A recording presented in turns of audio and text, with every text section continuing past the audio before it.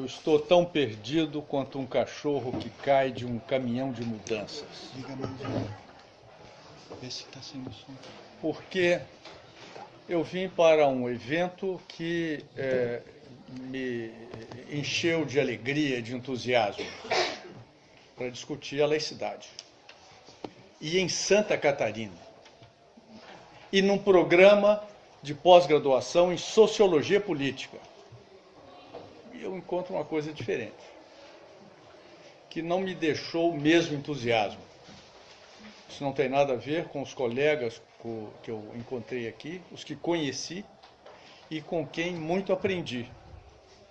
Mas eu não poderia deixar de expressar de um modo autêntico este sentimento. Eu vim para um evento sobre, como disse o Carlos, de religião e secularização. Laicidade foi tratado de um modo, pelo menos, tangente no conjunto. Não é? E isso é o que atraiu, de fato, o meu interesse principal. Não é? É claro que o tratamento teórico que os colegas deram foi de primeiríssima qualidade. E eu muito aprendi, anotei na minha mente algumas coisas no papel, não é?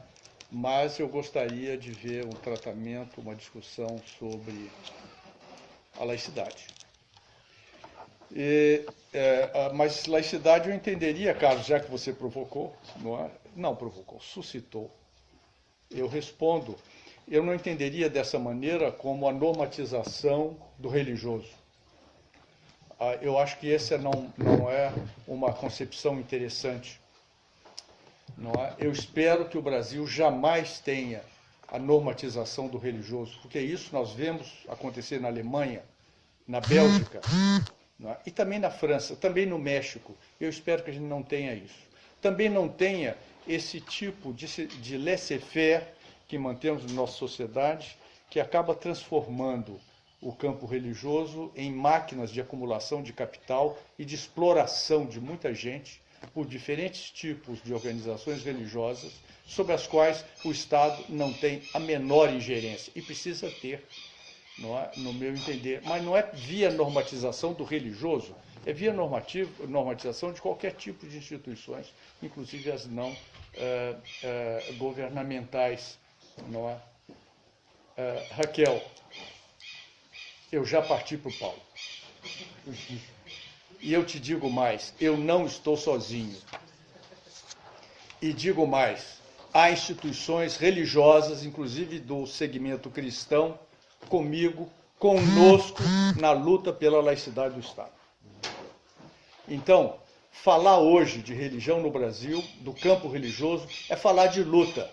E eu não vou, portanto, partir de conceitos para tratar esse aspecto, vou tratar numa outra perspectiva, mas de acordo com a minha situação dupla, mas não dúbia, de pesquisador e de militante. Eu procuro, na medida do que eu sou capaz, distinguir uma prática da outra. Não é? Se eu sou capaz ou não, os outros dirão, às vezes eu até digo sobre mim mesmo, não é? Numa perspectiva assim. Meus amigos, por que eu fiquei tão atraído para discutir essa questão em Santa Catarina? Porque eu sinto que está havendo uma translação dos intelectuais mais importantes em defesa do ensino religioso nas escolas públicas. E esse é o meu tema principal, e é nele que eu vou me segurar para fazer essa travessia de meia hora nessa mesa de encerramento, não é? Dessa nossa atividade. Uma translação importantíssima, da qual eu só tenho impressões, mas pode ser um objeto interessante de pesquisa neste programa, por que não? Não é? Até a Constituinte de 1987 e 88, os principais protagonistas da defesa do ensino religioso nas escolas públicas eram intelectuais religiosos ou leigos mineiros do estado de Minas Gerais, formados numa direção bem tradicional, talvez na projeção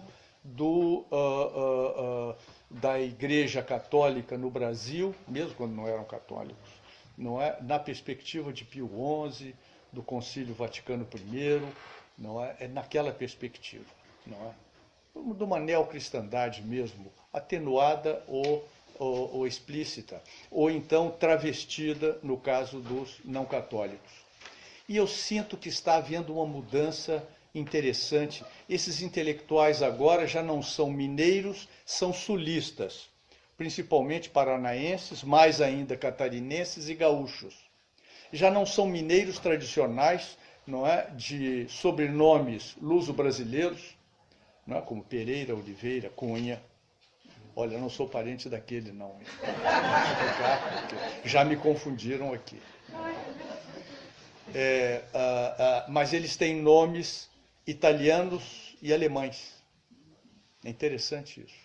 Com uma participação forte, não exclusiva, mas forte, de evangélicos, alguns luteranos. Não todos luteranos, mas alguns. Então há uma mudança nesse tipo de intelectuais. Isso é de grande relevância e isso não é uma observação apenas lateral naquilo que eu vou dizer rapidamente. Não é?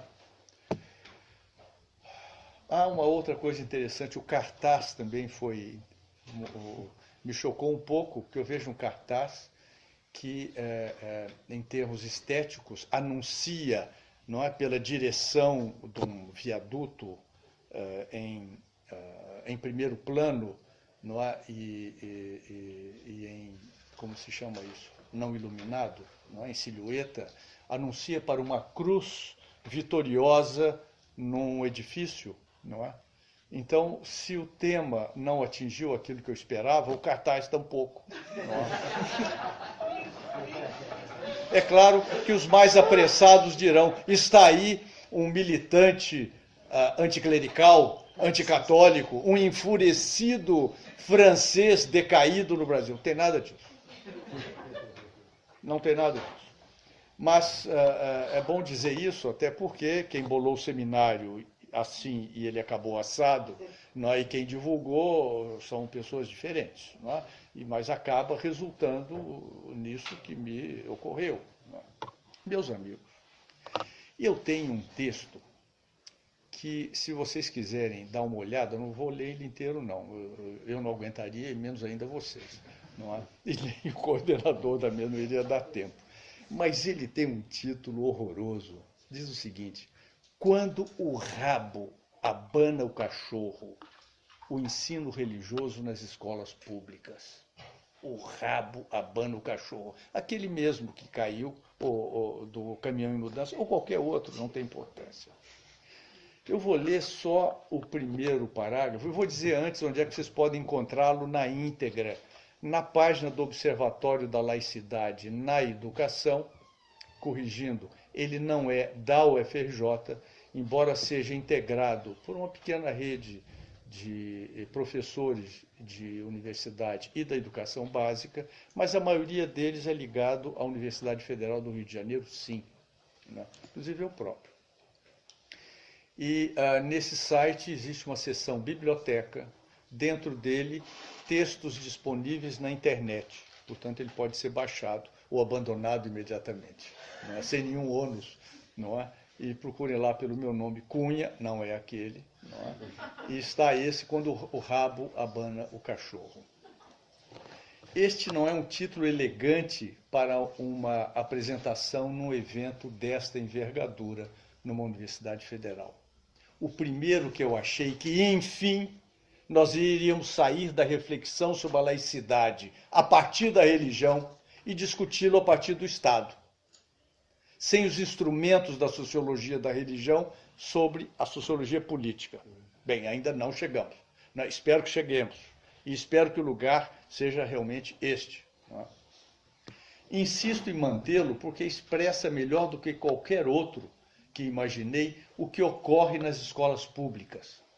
embora esteja prevista pela Constituição como disciplina optativa, cujo conteúdo é alvo de sérias e profundas disputas no campo educacional, religioso e político, o enquadramento de professores do ensino religioso é que dá o tom de tudo mais.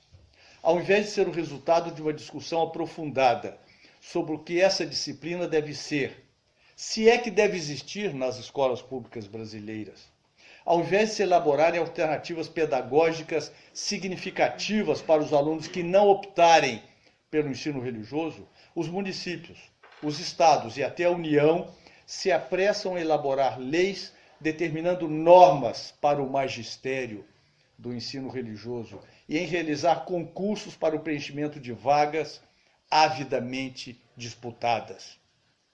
Trata-se então de uma total inversão dos termos. O consequente vira antecedente, e na expressão deselegante, mas bem sugestiva, é o rabo que abana o cachorro. A reflexão que eu desenvolvo nesse texto toma como objeto imediato um projeto apresentado na Câmara dos Deputados, tanto a Câmara Federal, em 2011, não é? O deputado Marco Feliciano, que já compareceu neste evento, né?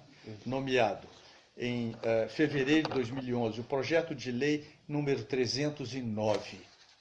E esta eu chamo de uma bizarra aliança, porque esse deputado, não é, que é alvo de ataques do que há de progressista no Brasil hoje, em termos de direitos humanos, não é? Ele apresentou um texto que expressa o projeto do Fórum Nacional Permanente do Ensino Religioso, que tem base aqui em Santa Catarina, não é? E que hoje é dirigido, não é, por um professor da Universidade Regional de Chapecó. Eu não conheço Chapecó, mas deve ser uma cidade importante, inclusive o time de lá está no campeonato nacional. O deputado que é responsável pelo substitutivo desse deputado, e agora um deputado da esquerda, porque este Marco Feliciano, não há dúvida que é um deputado de direita, não é de um partido de direita, agora o relator do substitutivo é um deputado de esquerda, do PT, a favor da reforma agrária e de outros termos progressistas, não é? Pedro Uczai, também professor da Unichapecó. Portanto, de Chapecó para todo o Brasil, não é?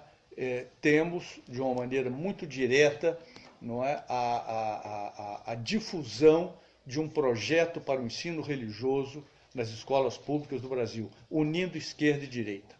Este Fórum Nacional Permanente do Ensino Religioso, é provável que haja membros ou simpatizantes dele nesta Assembleia, não é? Ele expressa um projeto hegemônico de um setor da Igreja Católica sobre o conjunto das igrejas cristãs e, de preferência, outras, não é?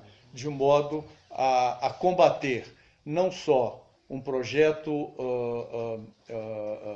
adversário dentro do próprio segmento católico, este do ensino religioso confessional, previsto pela Concordata Brasil-Vaticano, não é? E desenvolve um protagonismo até agora vitorioso no Brasil, não é? Porque usa as bases da religião católica, usa o aparelho da religião católica, que não é pouco, não é pequeno, e nem nasceu ontem, não é? Na difusão desse modelo, especialmente no âmbito municipal e estadual. E tem conseguido que vários municípios e vários estados implementem não só os conselhos de ensino religioso, como preconiza, como também os parâmetros nacionais curriculares para o ensino religioso. Na realidade, isto é um simulacro elaborado como se fosse uma homonímia das atividades normativas do Conselho Nacional de Educação. Este projeto do deputado Marco Feliciano expressa exatamente isso. não é? Vamos incorporar como professores do ensino religioso, não é? As pessoas que têm licenciatura plena em ensino religioso, ciências da educação ou educação religiosa. Não é? Então, com esta formação, não é? Os professores do ensino religioso ocupariam esse espaço previsto na Constituição e numa situação bastante anômica no conjunto do Brasil. Ou seja, existe ensino religioso para todo tipo de pessoas. Recentemente, todo tipo de orientações. Não é? Recentemente fiz com uma colega da UFRJ a apuração dos dados da Prova Brasil. São dos questionários enviados aos professores das escolas públicas de ensino fundamental, federais, estaduais e municipais, em todo o país, num tempo muito curto. Eles respondem uma série de perguntas, inclusive sobre o ensino religioso nas escolas públicas. O que nós temos é que, ordem de grandeza, 2/3 das escolas públicas oferecem ensino religioso e a maior parte deles, dos diretores de escolas, confessam que o ensino religioso em suas escolas é obrigatório, contrariamente à Constituição Nacional. Se um número tão grande confessa que isso ocorre, eu sou levado a pensar que esse número seja, de fato, muito maior do que esse que aparece na Prova Brasil. Nós vamos fazer um estudo mais aprofundado dos resultados da Prova Brasil, de modo a fazer uma comparação de âmbito nacional e mais, cotejar dados que possamos especificar, quebrar, não é, para municípios com estudos qualitativos já desenvolvidos nesses locais. Não é? Eu mesmo já orientei teses e dissertações sobre uns 4 municípios e que poderíamos fazer esse cotejo, deve dar um resultado bastante interessante. Esta bizarra aliança entre um deputado da direita evangélico e deputado de esquerda católico, não é? É uma aliança complicada, não é só bizarra, ela é muito difícil de ter sucesso. Até porque o deputado Marco Feliciano, que certamente não inventou esse projeto, não é? Ele o canalizou, ele não se aguentou e apresentou alguns meses depois um outro projeto chamado Programa Nacional Papai do Céu na Escola, não é?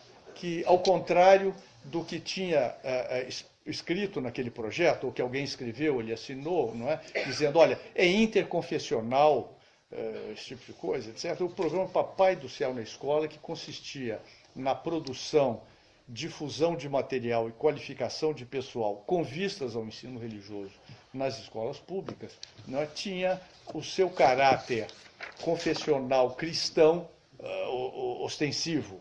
Não é? Foi muito complicado para esta bizarra aliança convencê-lo a retirar o projeto de tramitação. E ele o fez. Não é? Pois bem, estou preocupado com o tempo. Eu quero dar notícia a vocês de uma fantástica audiência pública que foi pedida pelo próprio deputado Pedro Czai. Não é? Uma audiência pública que eu assisti, incógnito. Eu estava ainda no Conselho Nacional daquela época, mas tirei até o meu distintivo do bolso. Foi na Câmara dos Deputados, no auditório Florestan Fernandes, um dos líderes laicos na época da luta pela primeira LDB, pela segunda LDB também. O retrato de Florestan estava na parede. E logo, imediatamente antes da organização do seminário, dessa audiência pública, entraram os militantes do FONAPER e da Fundação Universitária da região de Blumenau, da FURB, né, que tem cursos de licenciatura em Ciência da Religião ou Ensino Religioso, não estou bem certo, neste momento, distribuindo material, faixas, etc.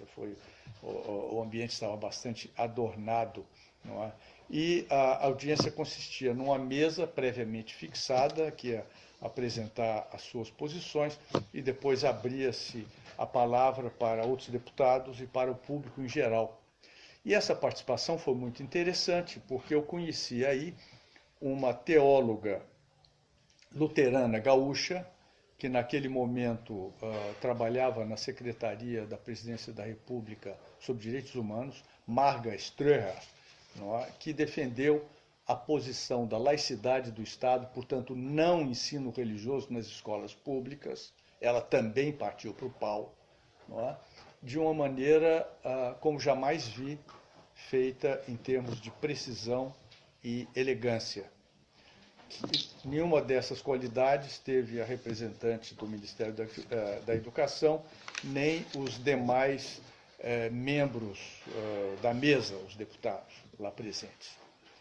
E muito interessante que um dos membros da mesa era o coordenador do FONAPER naquela época, Sequete, eu creio, paranaense, se não me engano, não catarinense, não é? E muito aplaudido pelo auditório todo, que era bastante alinhado, não é? E essa palavra, depois da mesa, foi aberta a outros deputados. E dois deputados de esquerda lá presentes, que não faziam parte da Comissão de Educação da Câmara dos Deputados, tomaram a palavra. Um foi Luiz Alberto dos Santos, do Partido dos Trabalhadores, bancada da Bahia, que defendeu uma posição laica, também precisa e elegante. Não recebeu nenhum aplauso, nem o meu, que estava incógnito. Nenhum aplauso. Em seguida, ele, outro deputado de esquerda, Ivan Valente, do PSOL, também com elegância e precisão, defendeu uma posição laica. Não ensino religioso nas escolas públicas. Nenhum aplauso, não é? Depois disso vieram outras pessoas alinhadas na defesa do ensino religioso nas escolas públicas, como o deputado sacerdote católico José Linhares, não é? E outros, e receberam aplausos delirantes, principalmente porque foi após essa retração de manifestação diante dos deputados de esquerda. Esse projeto está em tramitação. O deputado Pedro Czai, no início da atual legislatura, não, no finzinho da legislatura anterior, apresentou um projeto substitutivo ao do Feliciano, de modo a arrematar mais, a parar arestas e expressar mais o que iria dizer a respeito do substitutivo. Mas percebeu que, se fizesse isso, ele teria que ser removido daquele status importantíssimo, que é o de relator do substitutivo. Portanto, ele retirou esse projeto e continuou nessa posição que está até hoje. Não é? Houve também um substitutivo do deputado do PSOL do Rio de Janeiro, Jean Willis, bastante confuso, que, se de um lado fez uma manifestação bastante incisiva, contrário ao ensino religioso nas escolas públicas, defendendo algo como educação em direitos humanos, não é? Na linha do que o MEC, o Conselho Nacional de Educação, a distinção importante, o Conselho Nacional de Educação aprovou, não é? Apesar disso, ele manteve o exercício do magistério dessa disciplina na mão dos licenciados em ensino religioso. O meu tempo já está indo para a finalização, de modo que eu vou pedir permissão ao presidente da mesa para ler uma pequena parte, não é, que fecha um pouco essa apresentação, e sei que eu estou, na realidade, abrindo para um debate. Sim, eu creio que talvez seja o suficiente se eu ler pausadamente, não é, como convém. E ao contrário da minha tendência, que é acabar logo com isso. Não é? E eu sei que, fazendo isso, o que eu estou é suscitando um debate, não é, diante do qual eu não me furto. Não sei se terei argumentos para todas as questões que serão me apresentadas e eventuais perguntas, não é? Mas a disposição é exatamente esta. Uma orientação no âmbito da Igreja Católica, exercendo hegemonia no campo religioso, particularmente sobre outras igrejas cristãs, montou uma ONG, FONAPER, que não se apresenta sob esse título, mas que exerce forte lobby nos campos político e religioso, de modo a influenciar decisões dos governos estaduais e municipais no sentido da adoção do ensino religioso interconfessional, seja lá o que isso for, hein? Não estou fugindo a uma discussão sobre isso, só que nesse texto eu não discuto imediatamente. Com professores inseridos nos quadros do magistério de cada uma dessas instâncias do Estado. Não conseguindo que o Conselho Nacional de Educação legitimasse seu simulacro dos parâmetros curriculares para essa disciplina, tal lobby logrou que um deputado evangélico apresentasse projeto de lei alterando a Lei de Diretrizes e Bases da Educação Nacional, o qual, depois de uma audiência pública na Câmara Federal, recebeu 2 substitutivos. Um de deputado afinado com a orientação interconfessionalista sob hegemonia católica, Pedro Cusai. Outro de deputado laico, afinado com os cultos afro-brasileiros. As orientações envolvendo a disputa confessionalismo versus laicidade na educação pública atravessam os partidos políticos, inclusive os de esquerda do espectro político. Isso ficou claro com o Partido dos Trabalhadores, que teve um deputado relator do projeto de lei em foco, afinado com o interconfessionalismo, enquanto o outro, o Luiz Alberto Silva dos Santos, foi seu crítico radical. Mesmo o PSOL não ficou isento dessa divisão, pois se um dos seus deputados efetuou uma crítica radical do confessionalismo, Ivan Valente, o autor de um dos substitutivos assumiu a proposta de licenciatura do ensino religioso no projeto original, Jean Willis, o que reforça a estratégia do FONAPER. E as diferenças internas ao partido seriam ampliadas se outros parlamentares se manifestassem sobre esse tema. Bom, posso pensar na atual vereadora Heloísa Helena ou no deputado federal pelo Rio de Janeiro, Chico Alencar, por exemplo.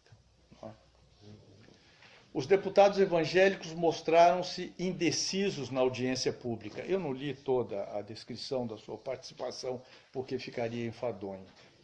Houve os que preferiam que o ensino religioso não fosse oferecido na escola pública, ou que tivesse conteúdo diferente do que o projeto de lei defende, mesmo interconfessional. Não foi possível perceber se tal indecisão tem a ver com a previsível perda para os católicos na previsível disputa pela formação de professores. As instituições de ensino superior afinadas com o Vaticano são muito mais numerosas do que as dos demais credos. Portanto, é uma questão de política prática. Predominou, todavia, o apoio ao projeto Feliciano.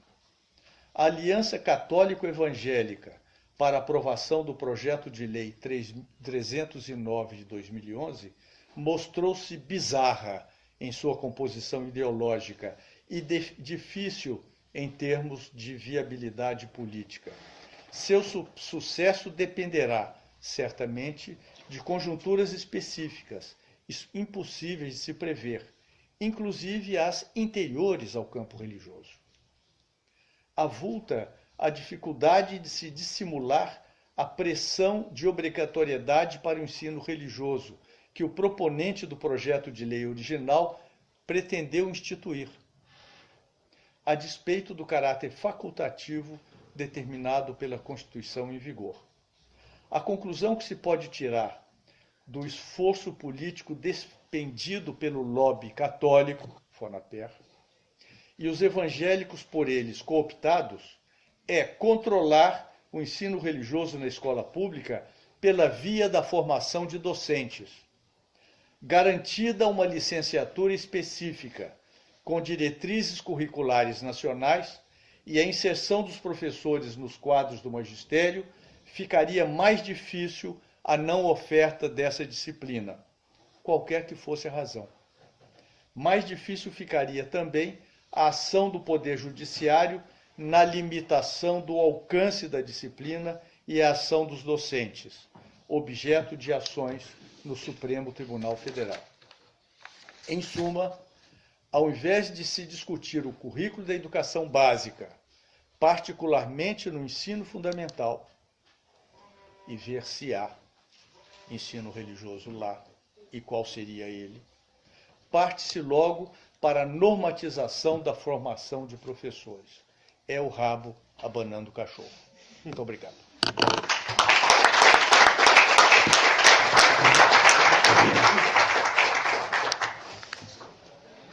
Bom, agora nós passamos para a fala do professor Arabi, que vai ter como título Religião, Educação, Laicidade no Brasil, algumas reflexões a partir de um projeto de lei em Florianópolis.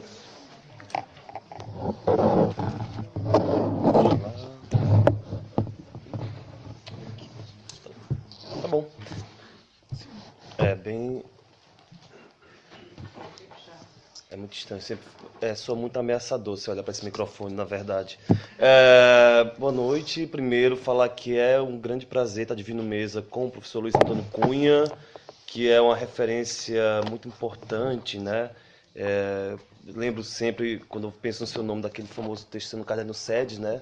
Se a educação ela ainda é um objeto abandonado da sociologia, e de fato é uma indagação que segue a minha carreira acadêmica, né? Eu sou um professor de Sociologia da Educação no Departamento de Sociologia, né? Então isso é uma pergunta que me segue bastante. Mas também agradecer a todos que estão envolvidos na organização do evento, né? O Fernando, o Jorge, especialmente, que ficaram mobilizando todo mundo o tempo inteiro. O Carlos também como chefe de departamento, naquele momento que aceitou prontamente, o Zé Pedro Simões. Eu não vou citar todo mundo, porque eu vou esquecer, eu sou péssimo com nomes também. E com as outras pessoas que vieram de mais longe e se deslocaram até aqui, tanto os palestrantes como também a plateia que está vindo, né, está se dispondo esses dias a nos ouvir aqui, né? O professor Vilhaça, especialmente, está falando com o meu ex-orientador, ele mandou um abraço por e-mail.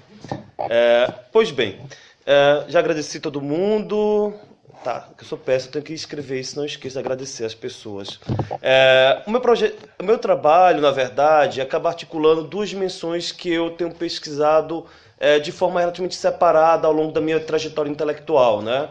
Então, eu fiz meu mestrado e doutorado pesquisando religião, pesquisei sempre em paralelo a educação, mas em um dado momento da minha carreira, a educação passa a ter uma maior envergadura das minhas pesquisas, principalmente quando eu me torno professor em uma faculdade de educação, lá em Alagoas, onde eu passei 4 anos. E a ideia de articular essas duas dimensões, da questão da religião e da escola, de fato, acabou sendo um encontro muito frutífero em torno das questões que me inquietaram ao longo da minha trajetória acadêmica, especificamente. E a minha ideia para a fala de hoje pensando um pouco a partir de um caso empírico, que foi a aprovação da Lei 9.374, de 11 de março de 2015, aqui em Florianópolis. Ficou conhecida também como Lei da Bíblia, ou algo do tipo, já que ela implicava, quando aprovada, né, adianto para quem não é daqui, que foi uma lei posteriormente derrubada pelo Ministério Público, mas ela foi aprovada e ela implicava na distribuição de Bíblias, na obrigatoriedade das escolas públicas possuírem Bíblia em local de destaque nas escolas, né? Não só públicas, mas também privadas. Todas as escolas de Florianópolis deveriam ter uma Bíblia obrigatoriamente e em local de destaque, né? E aí eu vou pensar um pouco a partir dessas questões. É claro que o pano de fundo, no final das contas, um pouco, tem a ver com, acaba dialogando com a questão da expansão pentecostal no Brasil, obviamente, não teria como ser diferente. Tem até um texto do Ricardo Mariano, com Antônio Flávio Pierucci, de 2010, no Horizonte das Ciências Sociais no Brasil, em que eles afirmam que toda a sociologia da religião no Brasil é uma sociologia da mudança religiosa ou uma sociologia do catolicismo em declínio. Eu afirmo que entre 2010 e 2015 a gente tem uma mudança sensível de cenário, a ponto de eu penso que a sociologia da religião no Brasil hoje é essencialmente uma sociologia da ascensão pentecostal no Brasil, né? Até mais do que uma sociologia do declínio do catolicismo, simplesmente. Eu acho que essa acaba se tornando, de alguma forma, tangenciando as diversas questões, um dos grandes pontos em relação à sociologia da religião. Por outro lado, e aí eu acho que onde adentra a relevância das questões que temos debatido aqui, como o professor Luiz Antônio Cunha tem colocado, ou mesmo esse projeto de lei especialmente, eu acredito e adianto como uma das minhas hipóteses nesse artigo, de que a centralidade que as leis ou legislações ou ações que afetam a escola e acabam dialogando de maneira direta ou indireta com valores morais e religiosos, e a visibilidade que isso toma se deve ao fato de que a escola é, por excelência, a grande vitrine do que eu estou chamando da laicidade possível que existe no Brasil, né? A escola acaba sendo o lugar onde a república se enxerga ou se autopercebe nesse processo de separação entre igreja e Estado, a partir, claro, de um conceito que alguns têm questionado como um conceito muito estreito sobre laicidade, no final das contas. Mas eu penso que, de fato, a escola é a grande vitrine dessa laicidade possível que se constitui no Brasil e, por consequência, é a grande vitrine das disputas em torno do conceito de laicidade também, no final das contas. Para mim, essa é uma das grandes questões e por que nós temos tanta... Porque tudo que envolve a escola acaba tendo grande visibilidade quando envolve a dimensão dos valores morais e dos valores religiosos, no final das contas. Alguns pontos que eu iria falar no princípio do artigo como eu organizei foram tocados por outras pessoas que estiveram aqui desde ontem, né? Então vou pular pensando um pouco outras questões. Dentro da teoria sociológica, alguns autores me ajudam bastante a pensar essa ideia, qual é o lugar da religião no mundo, que eu acho que talvez essa seja a pergunta de fundo. Qual é o lugar da religião no mundo atual, no final das contas? E qual é o lugar da religião, principalmente se o Estado está no mundo, qual é o lugar da religião no Estado também? É interessante pensar que um autor como o próprio Habermas, né, ele vai dizer que o Estado ele precisa reconhecer o direito das comunidades de crença, etc. No entanto, o Habermas vai dizer que os argumentos religiosos não podem pautar as decisões tomadas na esfera pública, no final das contas, né? Então, o Estado tem que garantir essa liberdade, o Estado tem que viabilizar que haja... que as pessoas possam se pronunciar, etc. Mas os argumentos religiosos não podem ser uma pauta ou um argumento que substancie escolhas na esfera pública. Por outro lado, eu penso, o professor Júnior Buriti, especialmente, ele tem trazido umas contribuições interessantes ao questionar essa compreensão, ao dizer o seguinte: mas o próprio Estado, atualmente, ele já está crivado de uma série de direitos diferencialistas, né? Uma série de direitos, no final das contas, baseados em grupos étnicos, em grupos baseados em diferenciações culturais, em outras formas de diferenciações que acabam sendo incorporadas no Estado. Por que exatamente essas escolhas com base nos princípios religiosos não adentram como uma pauta dentro do Estado, vamos dizer assim? Porém, não significa, no final das contas, o João Nildo acaba fazendo uma defesa nesse sentido, né? Ou seja, se o Estado já está crivado de pautas diferencialistas, esse é o desafio, então, no final das contas, de pensar a relação entre Estado e religião, né? Ou seja, o desafio, segundo o João Nildo Buriti, não é dizer qual é o lugar, né? Se a religião deve estar ou não no espaço público, mas sim como dar sentido a essa presença. Ele reconhece como fato, a religião ela está no espaço público, ela está na esfera pública. O desafio, então, da democracia é pensar como é que nós vamos dar sentido a isso. Por outro lado, não significa dizer também que todos os tipos de argumentos são igualmente válidos. Ou, mais do que isso, que todo tipo de ação política é igualmente válida, né? Inclusive, seria um aspecto positivo desses argumentos estarem na esfera pública, porque é a partir disso que nós podemos debater em termos políticos, como eles se colocam, e pensar a sua razoabilidade em termos não apenas políticos, mas também em termos éticos. Essa seria uma das grandes questões, no final das contas, e que nós temos observado no Brasil a partir de uma série de ações. Nós podemos destacar, em 2010, a famosa polêmica que houve em torno do que foi denominado de kit gay. Nós podemos pensar numa polêmica mais recente em torno das questões de gênero nos planos tanto nacional como estaduais e municipais de educação especificamente, e de como argumentos religiosos vão ser acionados em dado momento para pensar o lugar dessas outras questões que não são necessariamente questões religiosas, mas que acabam tangenciando valores morais e religiosos também. E a grande questão, então, acaba sendo, se nós reconhecemos que isso já está na esfera pública, como é que nós vamos dar sentido a isso e como é que nós vamos poder colocar isso no nível de discussão em termos de em que medida esses argumentos são ou não válidos para pensarmos as escolhas e pautar as decisões políticas, no final das contas. Porém, saindo um pouco dessa dimensão mais ampla ou mais geral dessa visão, quero me centrar no caso mais empírico daqui de Florianópolis, eu penso que nós temos nesse momento uma convergência de dois fatores que acabaram produzindo meio que, se nós pensarmos esses embates tão ferozes que assumem um dado momento, eu acho que nós temos quase que uma bomba relógio, no final das contas, que foi produzida a partir de uma convergência de dois fatores. Por um lado, obviamente, há o reconhecimento de que há uma expansão pentecostal no Brasil, né? O Marcelo Camussa fala em que nós temos um crescente pluralismo religioso, mas é um pluralismo crescente, porém, com crescimento pentecostal, né? Isso tem que ser reconhecido, as mudanças no campo religioso brasileiro.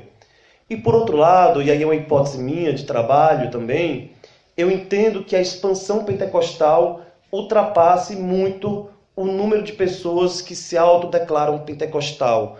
O que eu tenho defendido particularmente, ou melhor, né, como eu analiso o campo, é que há um processo amplo e corrente de pentecostalização da cultura brasileira em vários aspectos, de tal modo que essa influência ultrapassa ou não se circunscreve àqueles que se autodeclaram evangélicos, pentecostais, impactando outros evangélicos, como os próprios evangélicos de missão, os evangélicos não determinados, impactando outras denominações religiosas e diria que até mesmo impactando o grupo do sem religião, né? Que no caso do Brasil, o grupo de sem religião, na verdade, é uma minoria formada por ateus e agnósticos. A grande maioria do sem religião, no caso brasileiro, são pessoas que dizem acreditar em Deus, muito predominantemente no modelo bastante cristão, digamos assim, né?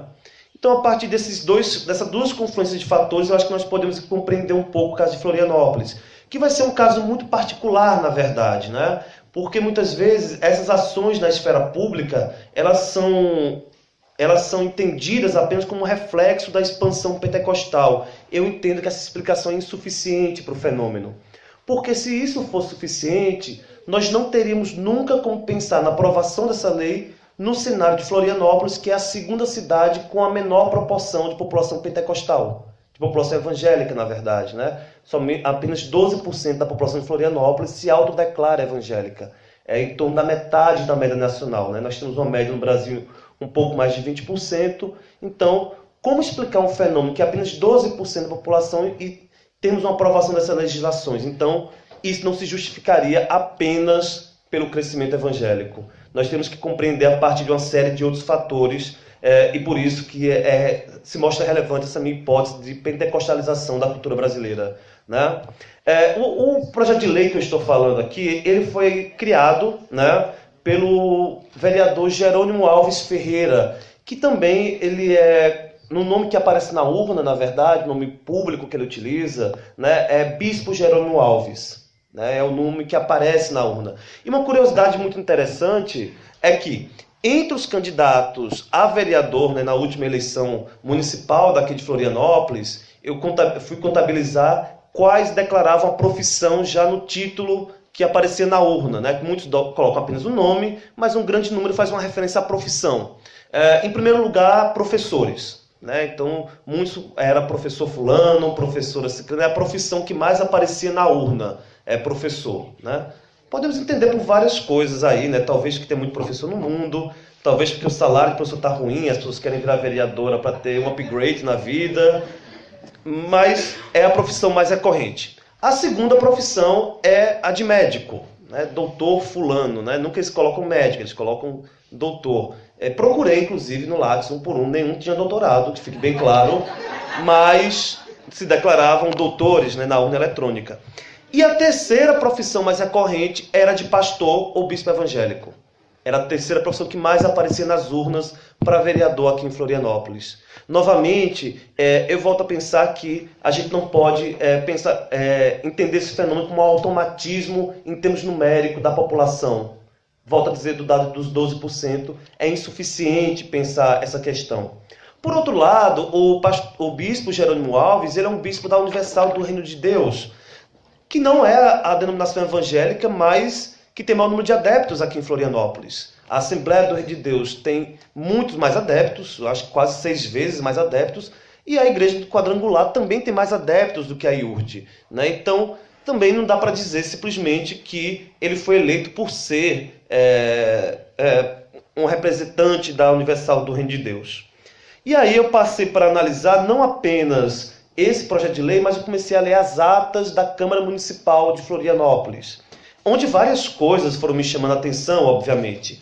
Primeiro, que toda a ata de reunião começava com o presidente da Câmara pedindo a proteção de Deus para começar os trabalhos, né?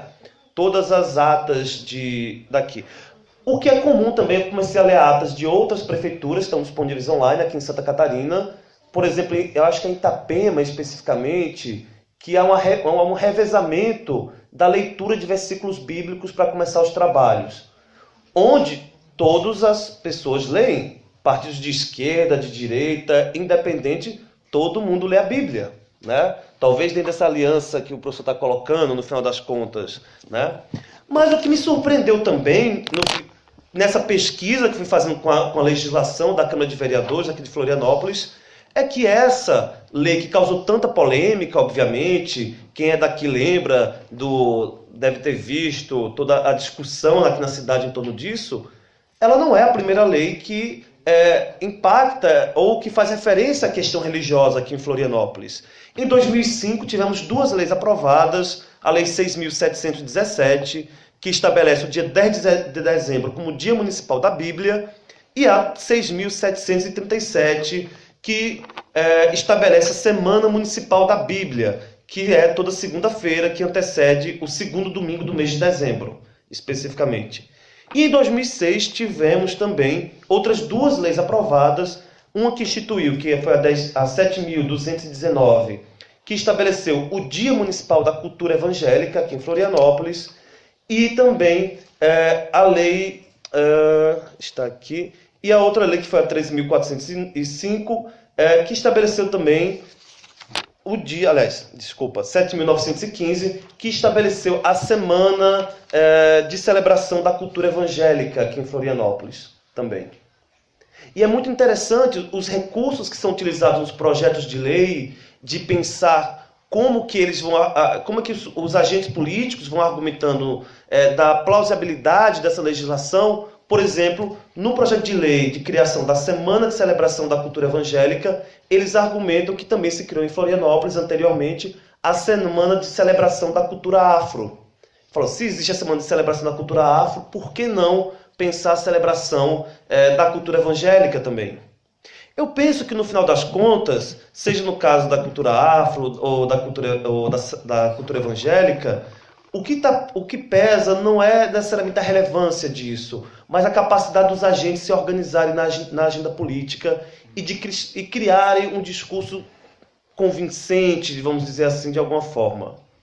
Porém, nem todas as legislações também vão adiante, porque significa que também você tem um campo de tensão que se estabelece. Por exemplo, em 2009, havia uma lei, um projeto de lei, na verdade, o número 13.405, que propunha algo parecido com a legislação que foi aprovada esse ano.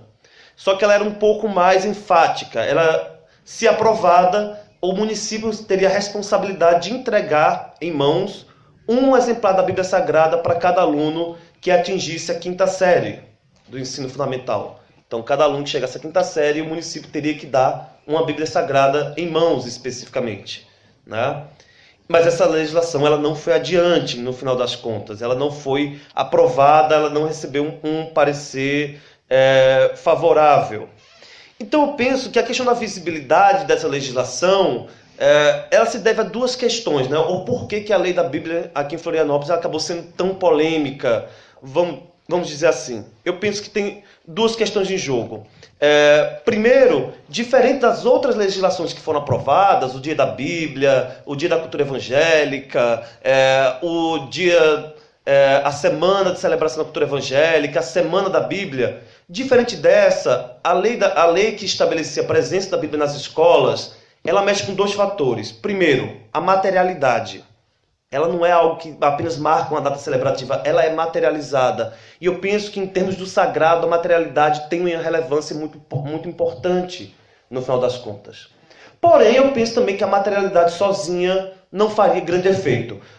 E aí eu dou um exemplo do número de monumentos à Bíblia que nós temos aqui em Santa Catarina, né? Por exemplo, em 2009 foi construído um monumento à Bíblia aqui em Florianópolis, na Praça dos Coqueiros, né? Nesse caso, por iniciativa da Igreja Adventista do Sétimo Dia. Porém, eu encontrei vários outros monumentos à Bíblia espalhados aqui em Santa Catarina, construída por iniciativa do poder público, oriundos de projetos de leis e construído através do poder público, como em Bituba, Xanxerê, Biguaçu, Brusque. É Xanxerê? Não sei. Isso aí. Não. Eu estou aqui há um ano só, me dê um desconto. Vocês também não sabem o nome de nenhum município lá no Nordeste, não vem não. Em Brusque, Capão Alto, Lages, Tubarão, Criciúma. O de Criciúma, inclusive, caiu, derrubou, fizeram de novo, especificamente. Então, a materialidade ela é muito relevante nesse caso, mas ela por si só ela não teria causado esse impacto. Eu penso que a outra questão, além da materialidade, é o locus no qual essa lei age, que é sobre a escola. A escola é como se fosse um autorretrato a partir do qual a República se enxerga, no final das contas. Ela é a vitrine das ações da República, né? O Talal Assad vai pensar isso nessa função ideológica que a escola tem no caso francês, obviamente. Claro que é um outro cenário bastante distinto, né? Mas eu penso que no Brasil também é esse espaço, essa vitrine através do qual a República se auto-enxerga. No que eu estou chamando no meu texto, é através da escola que a República enxerga a laicidade possível, né? A laicidade que foi construída dentro do que eu estou chamando de uma laicidade possível no Brasil. Esse projeto de lei, que eu estou chamando aqui de Lei da Bíblia, ou como ficou conhecido como Lei da Bíblia, ele foi vetado, né? Ele foi vetado inicialmente pelo prefeito, depois volta para a Câmara e a Câmara derruba o veto do prefeito. O que é algo muito interessante. Novamente eu penso que a representação numérica dos evangélicos não explica o fenômeno. Porque você não vai explicar o fenômeno da Câmara dos Vereadores comprar um veto do próprio prefeito, incluindo aí sua base aliada, derrubar o veto do prefeito se eles não achassem tão relevante. Volto a pensar então para a pentecostalização da cultura brasileira, que ultrapassa os 12% de pessoas que se autodeclaram pentecostais aqui em Florianópolis especificamente, né? E aí ele deu uma entrevista, né, quando essa questão começou a se tornar bastante visível aqui em Florianópolis, e aí ele vai dizer o seguinte, né, quando ele é indagado se essa legislação não feriria o Estado laico. Ele vai responder o seguinte, numa entrevista para o Diário Catarinense, agora em março de 2015. Estado laico não é o Estado ateu. É onde todas as religiões são defendidas. Temos símbolos em públicos que são oriundos da Igreja Católica. Não estamos indo contra a Constituição, que é uma norma pétrea. Nossa intenção é de colocar a Bíblia em destaque. Não foi no intuito de ferir a laicidade no nosso país. E aí é onde entra, então, a minha segunda hipótese de trabalho para esse artigo. Eu penso que, de fato, os agentes políticos não estão necessariamente, nesse caso, pelo menos, que é um caso específico que estou analisando, preocupados com o fim do Estado laico.